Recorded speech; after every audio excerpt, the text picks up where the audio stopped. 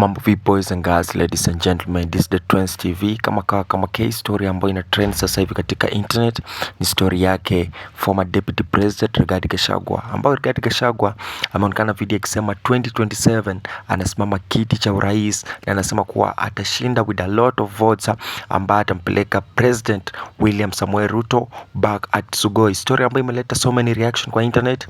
Ukiona pale Gachagua ni naibu rais ambaye walimtoa katika kiti, wanasema pale walimimpeach, na sheria ya Kenya inasema mtu akimpichiwa ni so hard yeye kusimama kiti yote cha urais. So ni story ambayo watu wanasema, je, Rigathi Gachagua atasimama aje kiti ya urais? Na pale awali alitolewa pale katika kiti cha urais akiwekwa Professor Kithure Kindiki. This is the full video. Meanwhile, subscribe to our YouTube channel. This is the Trends TV exclusive. Rigathi Gachagua atapigania kiti cha urais na atashinda na kura mingi sana.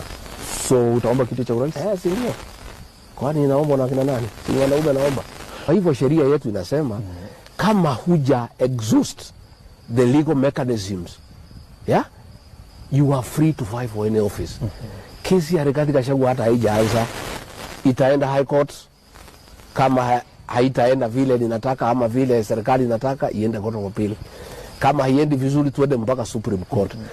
Kabla haijamalizika na Supreme Court ya kupigania kiti, kama uko na kesi kotini na haijakamilika mpaka Supreme Court.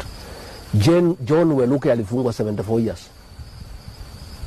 Akiwa amefungwa akawachiliwa na board, akasimama kiti ya Sirisia akapita.